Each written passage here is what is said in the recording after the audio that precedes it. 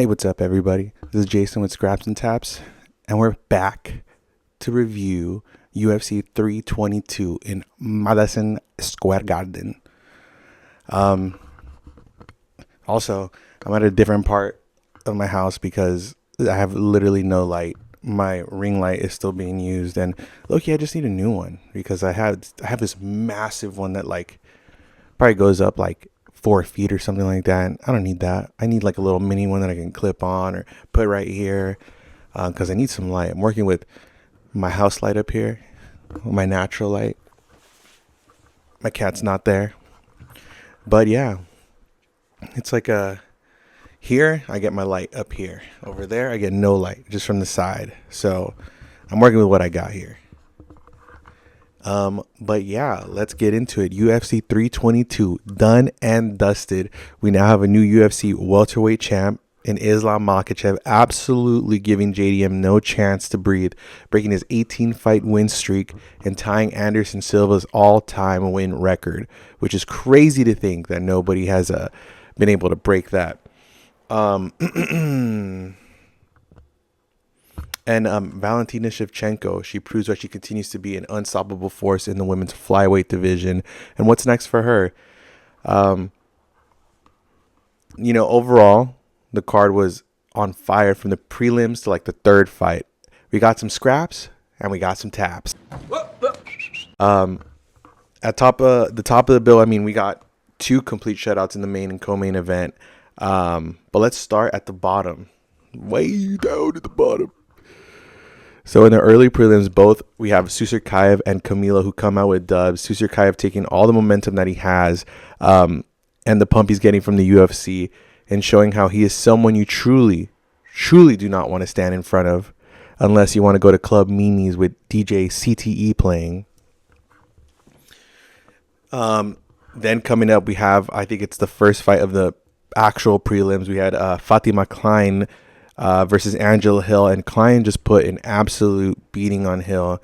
We love Angie around these corners. Angie's one of the OG women's in the game. She's probably one of the longest tenured fighters, I feel like, that's been in the UFC for a while now. But Klein was just quicker to the punches, really picking apart Angie over 3 rounds, not letting Angie get her range, because we know Angie, she is very good as an outside striker, getting away from range, popping in and out. But Klein was just not allowing her to impose her will in this fight. And when it went to the ground, Hill had no answer. So Klein gets a decision over Angela Hill. Tough Angela Hill. Angie's always a tough fight, but it seems to be that she's just getting older. And yeah. And then we go down to Pat Sabatini versus Chepe Mariscal. Sabatini does get the decision over Chepe. It was a little dicey when Sabatini during the fight was complaining that Chepe was trying to gouge at his eyes during an interaction on the ground. It was kind of nasty because I don't know what even opened up that cut, but it was a cut. It was something. It was a punch that made his eye swell, but he was getting so many cuts in his eye. And it was nasty because when they went on the ground, you can definitely see Chepe's hand kind of go right around here. And, that's where, the cuts are. And it seemed like he kind of dug in a little bit. So I can kind of see why Sabatini would get a little bit upset that he was trying to kind of, hurt him more with an illegal, I guess, move. Not shot, illegal swipe. But what really won Sabatini was his dominant wrestling and not getting baited into wild exchanges with Chepe. Because Chepe, if you guys have never seen a Chepe Mariscal fight, that dude can bang it out. He can tear your ass up. What's your profanity? Right, I'm sorry. And with those punches, he was able to open up Sabatini with a beautiful head kick. I think at the end of round 1, right smack dab right in Sabatini's forehead. It was nasty. It was one of those ones where he's coming up, he's not expecting it, and Chepe just loads up this beautiful, beautiful kick. And yeah, it was right at the top, right where your hairline, probably right where Sabatini's hairline was. And Sabatini's, man, give it to him. It was the end of the round, but he ate that shot. He ate it like a Denny's Grand Slam at 2 a.m. off 8 beers. He ate that shit. Like I said, and Sabatini mythical fighter Chapatini. And Chepa put Sabatini's eye in a blender. Man, and then going back into the corner, you can see when the cut man was trying to, fix his eye and stop the bleeding. His eye was already swollen from the top, and you look, he pitches it up, and boom, you see just this cut right under his eyeball. It was disgusting. Looked like a third eye, maybe a fourth eye, but the cut man did a great job of covering it up. And shout out to Sabatini. His wrestling is what stopped him from getting more damage. Was able to hold on to him every single time that Chepa got a chance to even pop up. Sabatini was right there, dragging him right back down. So shout out to Pat Sabatini on a hard-fought win. We saw the return of Kyle Dawkins versus Gerald Mearshart, and I thought this was going to be a interesting fight. I thought GS3 would just go straight to the ground. Dude, shout out Kyle Dawkins. He hit GS3 so hard that my stream crashed for like half a second, and then I was able to see that he sunk this deep darts inside. I mean, I think he was going for something else, but I think he saw that just Mearshart was just not there. And beautiful right hand right up the neck, and just immediately tied in. GS3 just gave up. So shout out to Kyle Dawkins. Early night at the office for him. Now this was a big fight because I think this is the second opponent change for Malcolm Waymaker. I think he had somebody else in the beginning before that, and then now he had a third switch out for Ethan. I think his last name was Ewing. Yeah, Ethan Ewing versus Malcolm Waymaker. Man, it was one of those fights where you felt like they were sending a guy, just to be a face. I mean, that's literally what they do. They need somebody, so they pick up somebody from the regional scene who's doing kind of somewhat good, or maybe not too good, but somebody who can be just a face for Malcolm. But, I mean, I think everybody was extremely impressed with Ethan Ewing and what he was able to do in the octagon. I mean, he literally accepted the fight on 48 hours notice and won a title last week at Uriah Faber's A1 Combat. So can you imagine the week that guy is having right now, being on the dub, making his UFC debut in Madison Square Garden in front of thousands and millions of fans around the world? I mean, it's crazy what saying yes to an opportunity and making it work can do for you. I mean, this guy must be riding the highest of highs right now. And, I mean, the whole thing in the fight was Malcolm's power, his right hook. He has a devastating right hook that puts people, to sleep. And it's so clean where it comes from. I mean, he needs no telegraph, needs no indication that it's coming. It just shows up and it puts people to bed. And so that was pretty much the thing of the fight was, but it's these things that we see all the time. It's, can this prospect who's always been knocking these dudes out go the 3 rounds, go the 5 rounds? Are they equipped for it, or are they hanging on to their one punch power, which could end a fight? But you get somebody like Ethan in front of you who is not veteran, but he's fought before, won a title, so he knows what it takes to go those 5 rounds or 3 rounds, whatever. I don't know how he won the title, but you have to have that. Even if you're fighting 3 rounds, you would hope that you'd be able to go 5, right?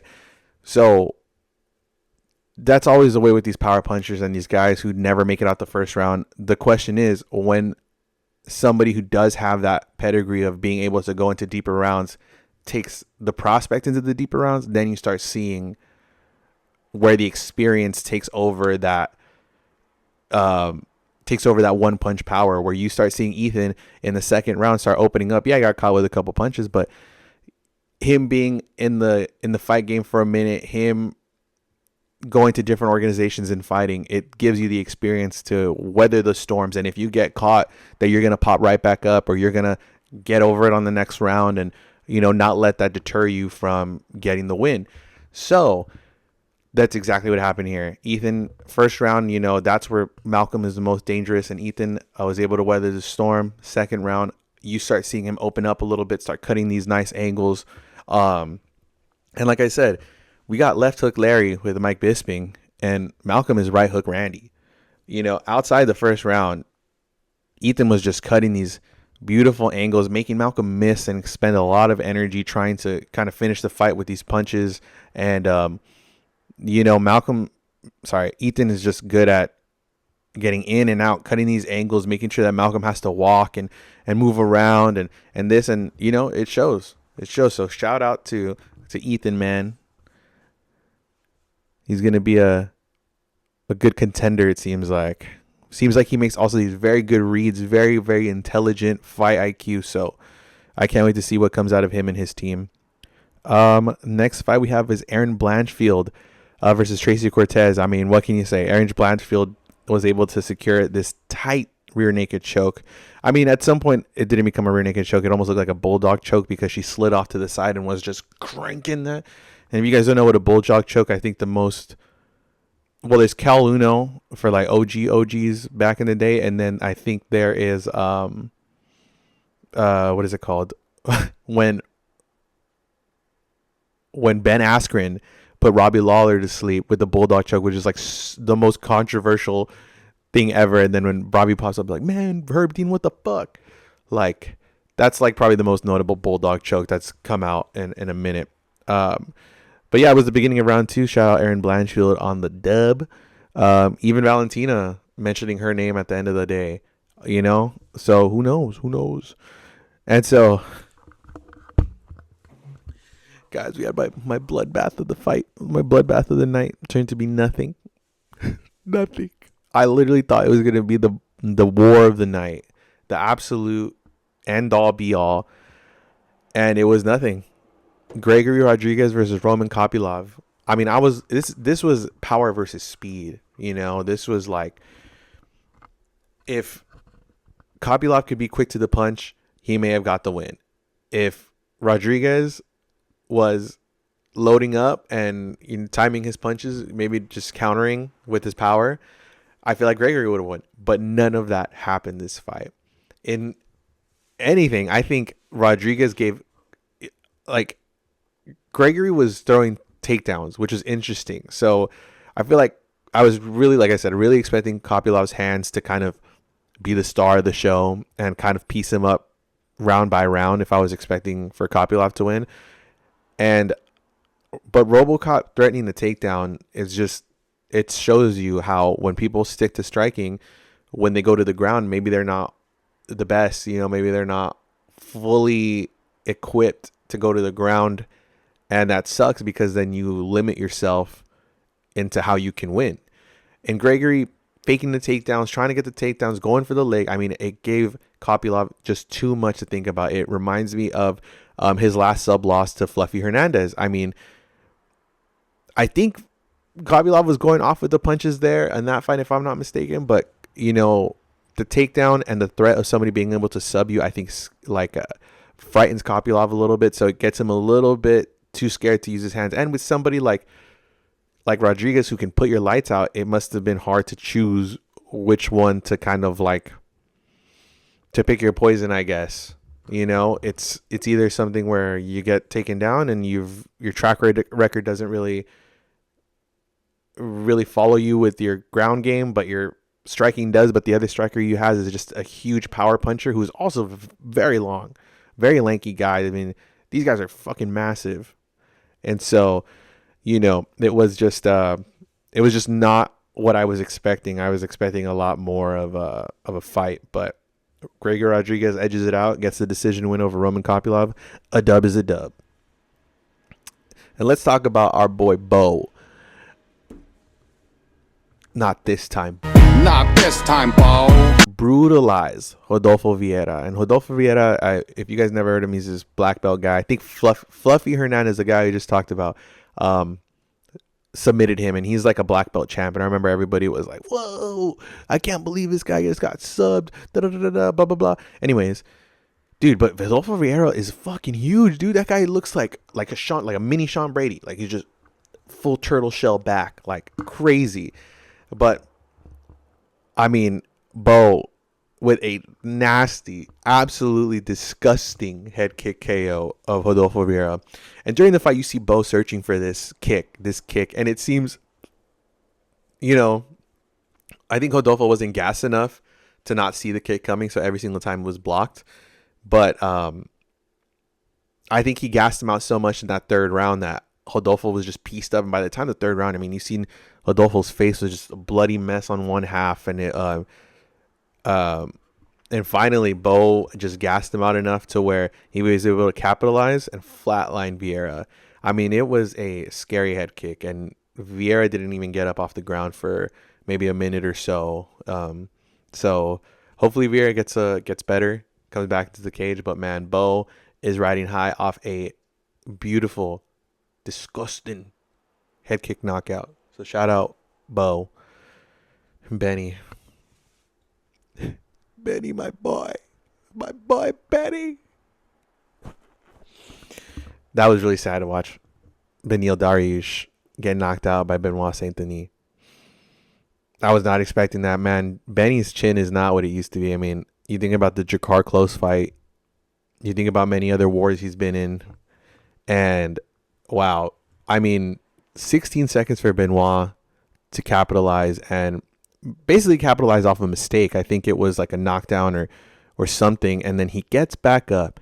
And the thing about Beneil is that I realize is how much he always overextends to get his punch off or just to kind of get close and close the distance. I mean, dude, Benny was like head over toes, arms in the distance trying to grab it, and Benoit was just able to stand right back up on his knee and throw about maybe 2 or 3 nice uppercuts, and those didn't floor him. Those didn't floor Benny. But then BSE just comes right around the top with the Falcon punch and fucking just right on the like temple side of the head, hits him, and Benny just goes right down like a slinky. If you let a slinky down like that, it just and then he just like pops out forward and then doesn't even know what happened. I mean, dude, that was a beautiful knockout. I mean, Benny didn't get hurt that much, so I'm happy for that. But still, like, man's got knocked out. But shout out to BSD. He's still in the game. I wonder who they're gonna give him next. So, okay, now we're headed towards many implications here. So we got Praches versus Edwards. Man, I think Edwards was looking for the hug fest, but Praches wanted to keep it standing and violent per usual. And you know, Praches was promised a title fight if he knocked out Leon in a spectacular. I think he said it at the weigh-ins, and Dana was like, "Yes, I'll do it." But you know, it's all politics. Who knows? Dana can say yes and be like, "I was, you know, like we actually have to figure it out." So I'm not holding on to that. But anyways, the best part of the whole fight, which I think everybody would agree, was Leon hanging on to Praches on the fence, and Praches just looking sad as he's being punched like very lightly in the face, almost seeming like, "Can you get off of me so I can maul you now?" I mean, it was pretty funny. Then Praches in the second round goes right through Leon's guard with the straight and floors Leon. I mean, he hit Leon so hard. I think he was already seeing stars before he was on the way down. I mean, it was one of those ones too. Again, another just shutout where like the lights are gone. There's nobody home, and just literally it's almost like his chin was inside of his chest, and then he popped back out, and then immediately Praches follows up with the nail in the coffin and just fucking bam, hits him right in the fucking face on the ground, and then the fight stopped. But I mean, who is the bigger star than Praches at the moment? I mean, the boy's got swag. He smokes cigarettes. He's everybody you probably don't want to look up to in a fighter other than his KO power. But I mean, like, this guy is a bona fide star. How could you not like Carlos? I mean, the guy, even the way he talks, the way he interacts with fans and talks about fans, I mean, it seems very like this guy just wants the fame, wants the stardom. So I mean, why not give it to him? I mean, I wonder also how fast his turnaround will be, and if he's going to be going up for that title shot, or they give him our next fight's winner as a number 1 contender fight. But we know that it's tough. It's a tough number 1 contender fight if that does happen. But our next fight, with the winner, who I just mentioned, Mr. Michael Morales versus Sean Brady. I mean, Brady going up and giving up, not giving up, but fighting a younger guy. I mean, you got to give it to Brady too. He is a dog who wants to fight, and he's not getting paid. You don't get paid if you don't fight. So I don't understand why people are also just like, dude, why didn't you wait? Blah blah blah, this and that. I mean, some people's finances are a lot different than others. Who are you? Who's anybody to judge this guy who wants to have a fight, get another paycheck, right? Didn't you just have another kid? Like, I would want some extra cash in my pocket if I had another child I had to look over, or bringing another child into this world. But in all that, you're giving a chance to this, I think is number 8 ranked Michael Morales and number 2 ranked Sean Brady. So the stakes are obviously a lot higher. You lose your rank, you lose possibly your title contention. And so there was just a lot of negative for Sean Brady. And when it came to the fight, I mean, Morales was ready for any exchange, whether it was on the ground or the feet. Morales was looking extra long on the feet, like kind of extending, but dude, that guy has such a huge reach that it was kind of interesting to be like, damn, this guy covers a lot of distance and Brady still feels like he can't get toward him. Not only that, his stance was just extremely awkward because he had his hips so far behind him that there was no chance. I mean, Morales effectively eliminates any blast double. He eliminates any sort of closing the distance towards his legs being that far back. And because Morales, like I said, was so long, he's able to just, like, there is no way that Brady is going to be stepping into no man's land without getting pieced up a little bit. Like, he would have to absolutely work for that takedown. I mean, chain takedowns, but and try to, first of all, what I would assume that he would try, what he was trying to do is damage him, punch him a little bit, get him thinking about the hands, and then you go for the takedown. But dude, Morales was ready for anything. And so with Morales being ready for anything, he was ready to get that finish. I mean, hits Brady with a few shots over the top of the head. Brady falls down, and that was all she wrote. So, it's a tough night at the office for Sean Brady, but shout out Michael Morales for getting the win. I mean, he was fully prepared. If that was how you prepare for a wrestler, especially a wrestler who is a submission artist, that's the stance you need. That's what you have to be ready for that. Like they say in wrestling, it's your head, your hands, and your hips, the 3 H's. That is your form of defense. You have your hand, you have your head, you're rubbing foreheads along with people. Your hands, if they take a shot, you put them on your shoulders, and your hips, you sprawl when you get shot at.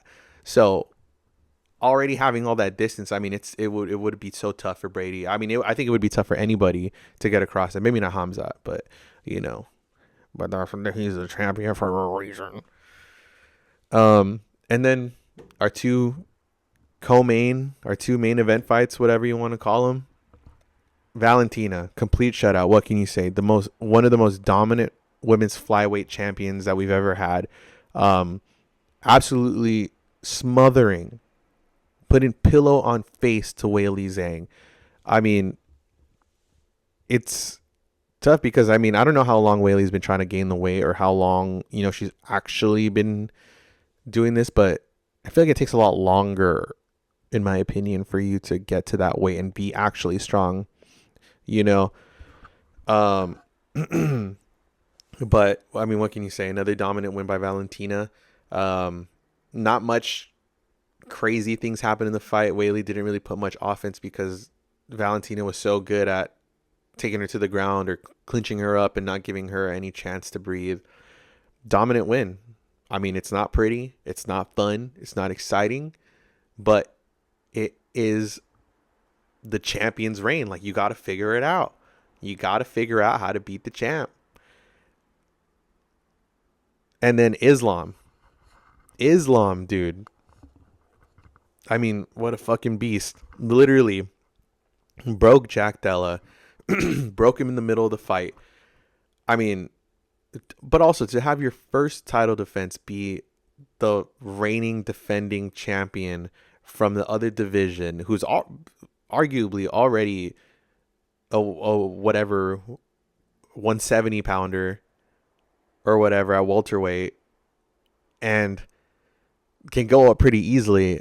Like, that is a tough ask. A tough ask from JDM for that to be your first. Not only that, you're fighting the Dagestani dynasty. You're fighting Abdulmanap. You're fighting Khabib. You're fighting Usman. You're fighting fucking Chanko. You're fighting all those guys who train with Islam. Like, you're fighting all those guys in one.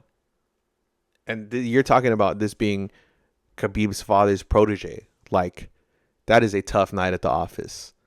And I mean, Islam showed from pillar to post, absolutely beat down of JDM. You can't say much more about Islam. I mean, he is carving his. I mean, probably can't say much more about Islam. He is carving his own path. He is making his double champ status as the first double champ in the UFC from the Nurmagomedov dynasty. So, I mean, Islam was already a star. He's low-key pretty funny. If you've seen some of it, he's unintentionally funny.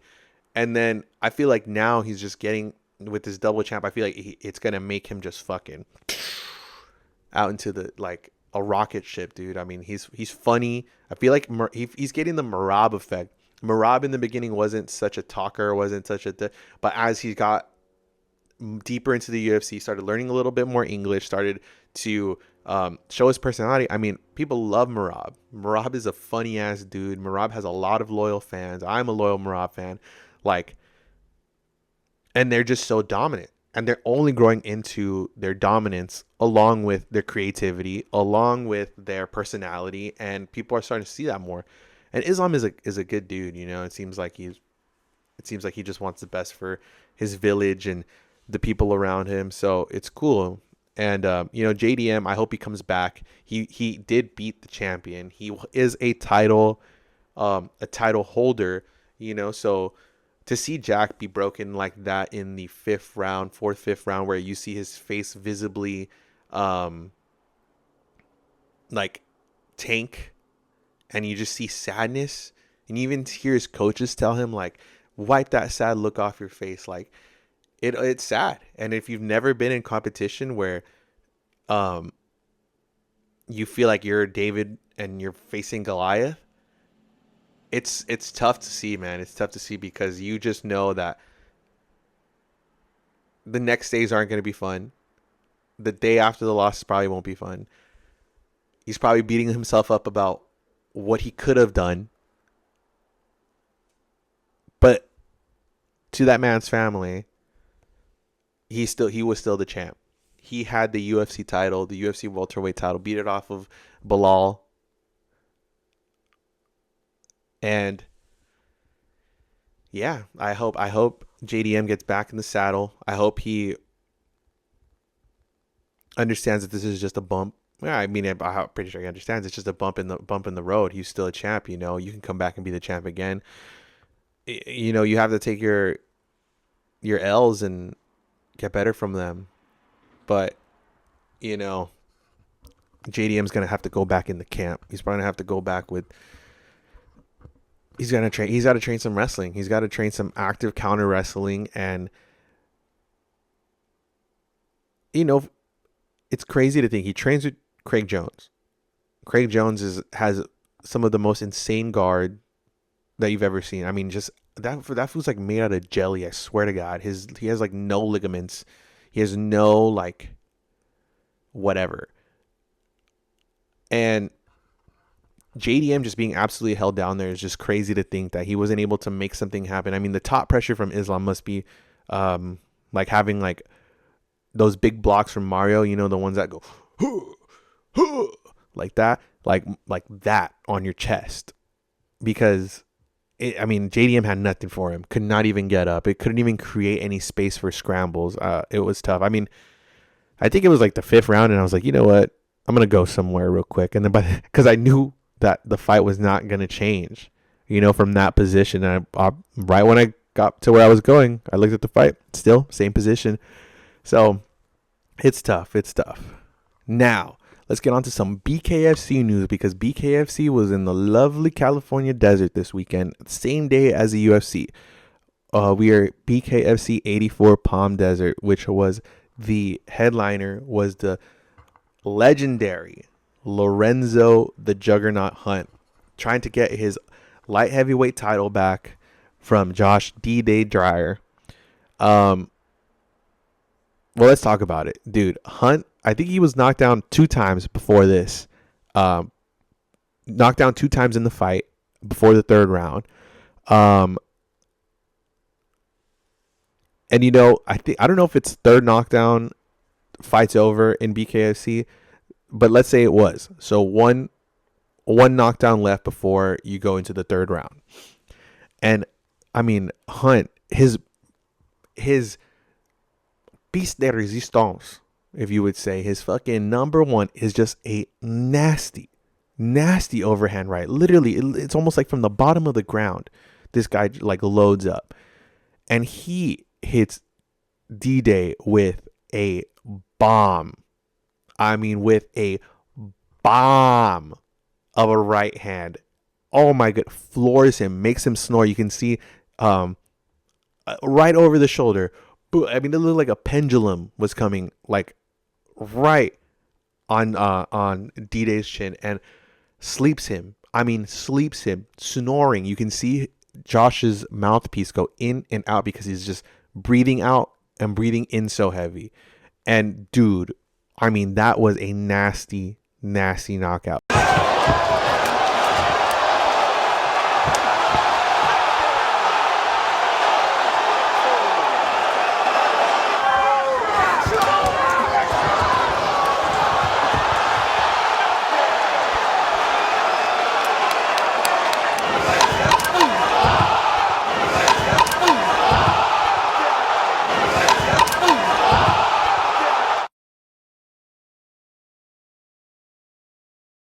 Shout out to Lorenzo the Juggernaut Hunt.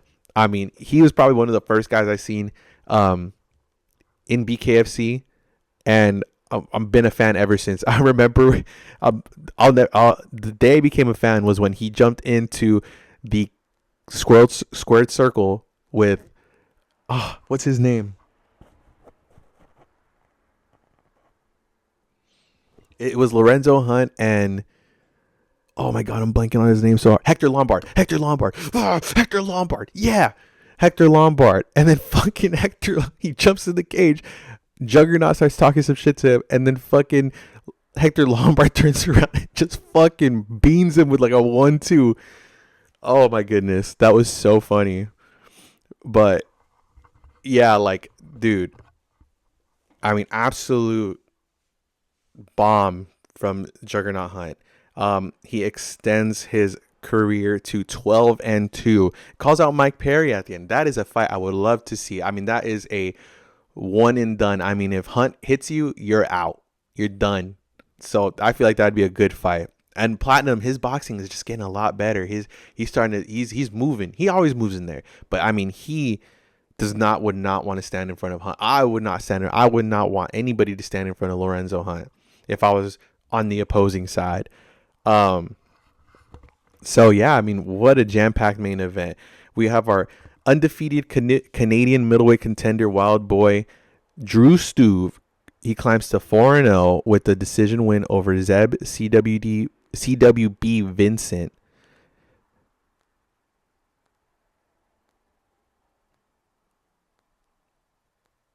Man, 4-0.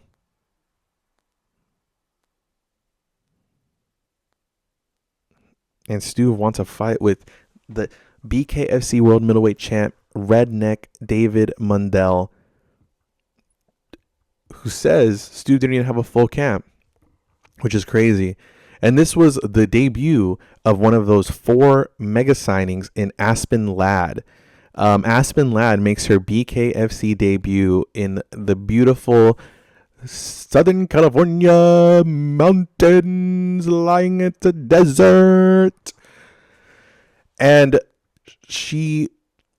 I seen this girl, Cheyenne Bentliff. I think she made her debut at the Sturgis event at BKFC this year. And she fucking beat the shit out of her opponent. So I was kind of big on Cheyenne to win this one. But man, Aspen looks fucking huge. Aspen looks fucking massive. I mean, and she's absolute put a beat down on Cheyenne, knocking her down to the canvas 3 times en route to the KO stoppage with just 1 second left in the opening round. Only took her 1 round. So I wonder how Aspen's knuckles are feeling right now, but she does get the win. So she's already calling out to the flyweight champion, the strawweight champion. Oh, sorry, the flyweight and the featherweight champion.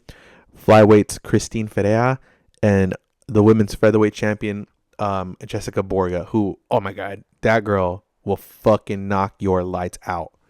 So that's a good fight to see. I mean, if I were BKFC, I would let Aspen just another fight, one more fight before we get to the big leagues, because if she loses, that's a lot of wind in her sails that just came out.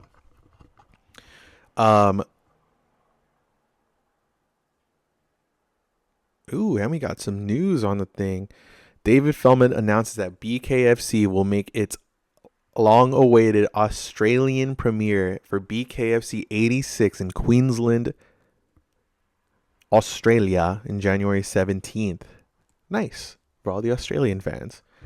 Then we have Enter. Oh, I seen this guy, Enter Bayart Sokt. He made his first time appearance as the first Mongolian fighter to compete in BKFC. Not only the first Mongolian fighter, but the first guy to get a nasty nothing. Oh no.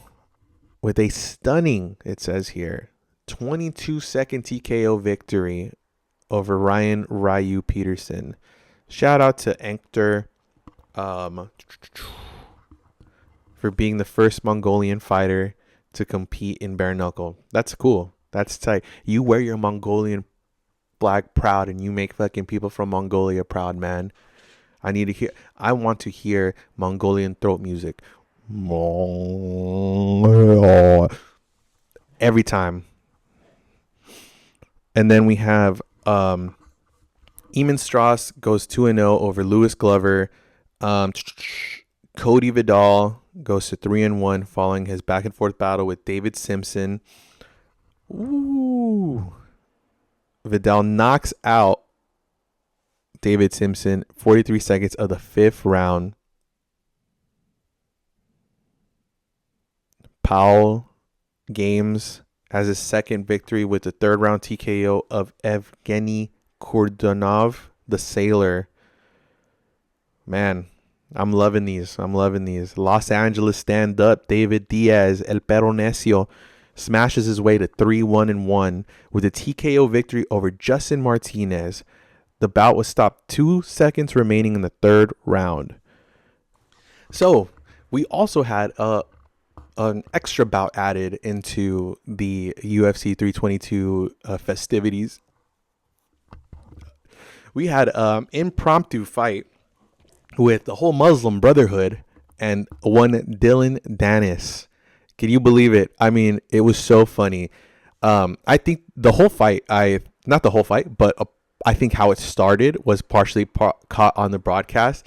I think Joe Anik and DC were both were speaking, right, addressing the people, what's going on, what the fights, what we're in store for, and you can see Joe and DC are both completely distracted on the other side of the cage because you see commotion. You start seeing people moving to the side, and you see them both just whatever. They're like, that's crazy. And they come back and they get distracted again. They're like, oh, I think there's a fight going on over there, and they're just laughing, blah blah blah. They get back. I go back on my phone, and I'm like, I wonder what's going on. And immediately my page is flooded with these dudes tearing up the floor sections. I mean, literally, it looks like somebody's dragging all these chairs away, but it's literally just this crowd of people moving, and they're ganging up on somebody with red chucks. I'm like, okay, who's this red chuck man? And the man in the red chucks was no other than number 1 rage baiter, Dylan Dennis.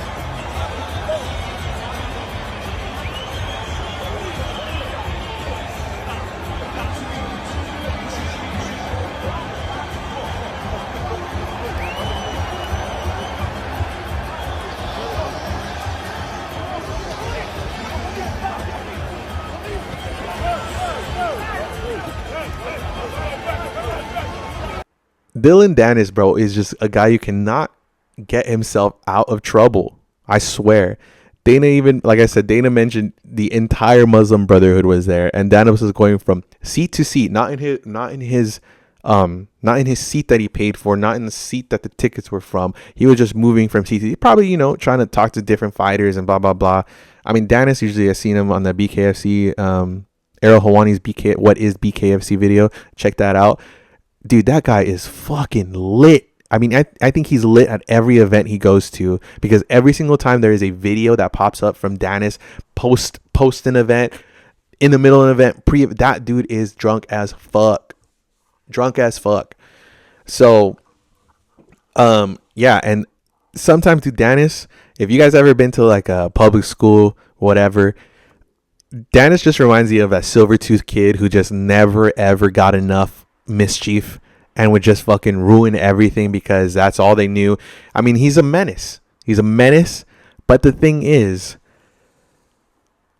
why will they not sign this menace? Is it there's too much problems? Is it that he'll just drive too much fucking people up the wall? Is it that people will just hate on him? Who knows? But the guy who got the most licks in was Mr. Chanko himself, Mr. John Pork, as everybody else would know him now, who's had probably the greatest fight week for himself, and he hasn't even fought in the UFC proper. I think he has earned good MMA karma by getting in like probably the best licks of that whole altercation. You know, so MMA good karma. Bring. So I feel like next time we see Chanko, everybody's gonna be paying attention. I do feel bad for Dennis in some, you know, odd way. I really would like to see him in the UFC.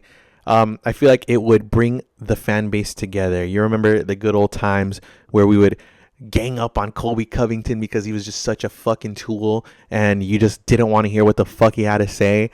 So I feel like the only time that we would, you know, bring Dennis is to clown him, you know. But he could get good. You never know. Colby Covington wasn't that bad of a fighter up until like his later part of his career where he was dropping L's.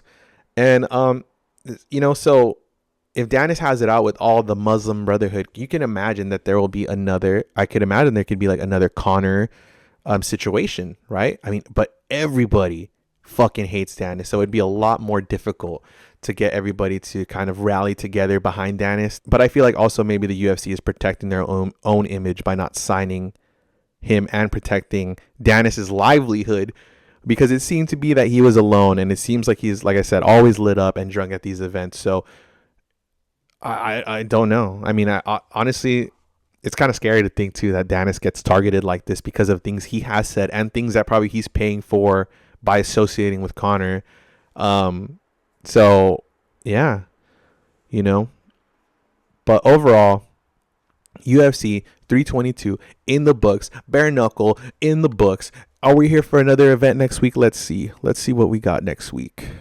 Hoo-wee! We got UFC Fight Night making its fucking debut in Doha, Qatar. The main event, Arman Sarukian versus Dan the Hangman Hooker. Oh, fucking sick ass fight. We got Bilal Muhammad getting back into the fucking octagon, facing Ian Machado Gary. Oh man, Bilal, he's got to stick to that wrestling. I don't know, even Ian Gary's pretty good all around. Welterweight, we got Jack Hermanson versus Orolbai. I cannot wait to see all the memes that come out of this. Heavyweight, Sergey Spivak, Shamil Gaziev, Alex Perez versus Isus Almabayev. Let's look at the prelims. Let's get a little. Nobody I know. Minus Kyoji Horiguchi. Oh, Kyoji Horiguchi is back. Nice. Cool. Maybe I'll come back and do a little video for that. Who knows?